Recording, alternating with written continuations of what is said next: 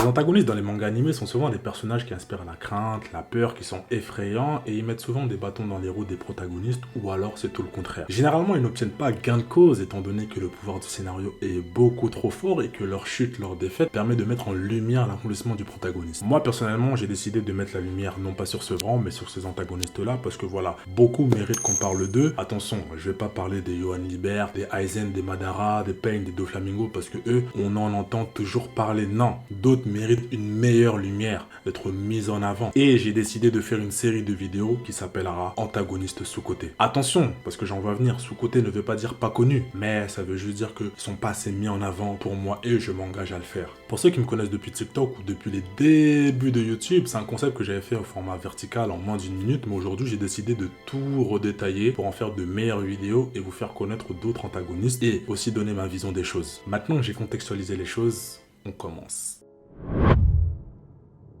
T'entends cette mélodie, ambiance sinistre, sentiment d'oppression.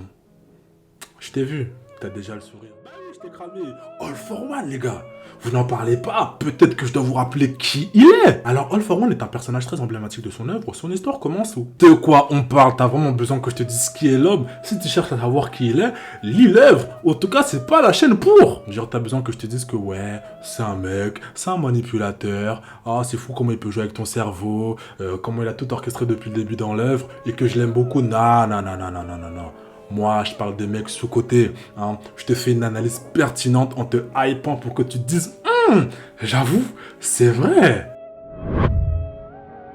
Pour capter la grandeur du personnage, en fait, il faut capter ce qu'il cherche à faire. En fait, on ne sait pas vraiment ce qu'il cherche à faire. Enfin, plutôt, on ne sait pas pourquoi il fait ce qu'il fait. On sait que son ambition est d'obtenir le One for All. On rappelle que le premier détenteur est son petit frère Yuichi Shigaraki qui l'avait emprisonné et à qui il avait donné un pouvoir qui a fusionné avec un pouvoir qui sommeillait en lui et ce qui a donné le One for All. La vision des choses d'All for One est extrême, mais la redistribution des alters n'est pas une si mauvaise idée pour moi. Profiter du chaos dans la société suite à l'apparition des alters, interchanger ou absorber les alters avec les personnes qui souhaitaient ou non en avoir et en faire des soldats pour régner sur le Japon dans l'ombre. Quelle manigance! Mais le problème c'est que malgré ce combat fratricide, il ne va pas obtenir le One for All qui voit sa puissance augmenter à chaque transmission et pour pallier à cet échec là, il va mettre un plan en exécution qui sera en fait la cause de tous les événements dans MHA. Et tout va commencer avec un petit qui va rejoindre le centre de formation du mal et qui sera la clé pour la réussite de ce projet. Ce petit n'est autre que Tenko Shimura.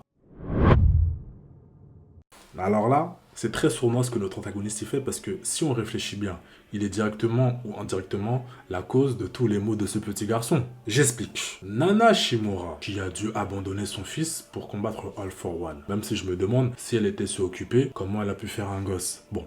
C'est les affaires des adultes, ça ne me regarde pas. Cependant, suite à cet abandon, son fils a avoué une haine viscérale envers les héros. Et cette haine, cette frustration, il a répercuté sur ses enfants. Et un jour, ça a été le jour de trop, surtout à cause de la snitch qui lui sert de sœur. Tenko Shimura est devenu Shigaraki. Mais je trouve que le culot dans tout ça, c'est que le responsable, la cause de tout ça, c'est-à-dire All for One, il lui retire le nom de famille de sa grand-mère et il lui met son propre nom de famille. C'est trop une folie. Il prend donc le petit-fils de son ennemi qui venait de tuer en lui apprenant tout, en l'influençant et en quelque sorte en lui imposant son modèle de pensée, c'est-à-dire récupérer le All for One, nourrir sa haine des héros, car pour lui c'est la cause de son malheur et par conséquent il veut apporter le chaos dans le monde. Et All for One va tout faire pour qu'il réalise son objectif, il va user de son génie, de sa malice pour mettre son élève dans les meilleures conditions possibles. En fait, comprenez quelque chose, il a créé Shigaraki de toute pièce afin qu'il devienne le leader de Villan Rengo.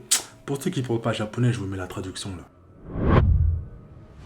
Alors faut le dire, lors de leur première apparition lors des SCA, il manquait clairement de force, l'effectif était très pauvre, mais apparemment c'était voulu par All for One pour que Shigaraki subisse sa première défaite et que sa haine des héros soit encore plus alimentée. Et à travers cette défaite, il va réaliser qu'il a besoin de beaucoup plus de membres et le centre de formation va commencer à s'agrandir parce que recrutement. Et la subtilité dans tout ça, c'est que All for One a su exploiter toutes les failles du système en utilisant les faiblesses de chaque membre de l'Alliance qui se sentait rejeté par une certaine société, une société qui régule l'utilisation des alters, soit la nature même de certaines personnes. Cette alliance regroupe des personnes avec des ambitions homogènes sans pour autant être camarades et c'est tout ce dont All for One avait besoin. Oui, son plan était déjà en marche.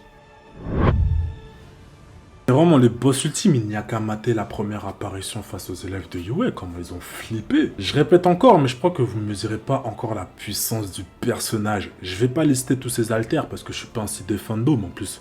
Il y en a beaucoup, mais savoir manier autant d'alters avec le bon tempo, avec autant de prestance, il n'y a pas de dick eating, mais quand même, c'est fort. Normalement, ce sont les héros qui sont un obstacle aux vilains, mais là, j'ai l'impression que c'est tout le contraire. Il empêche les héros de faire leur job. Posons-nous 2 secondes. Qui a réussi à stopper All for One? Personne. Il a mis à mal 9 générations. Sous son règne, 7 détenteurs du All for One sont décédés. Et carrément, pour le dernier détenteur, All for One, il a envoyé sa relève. Malgré que ça soit une confrontation Shigaraki-Deku, il a quand même fait en sorte que le protagoniste s'éloigne de ses proches. Non mais est-ce que tu es drôle?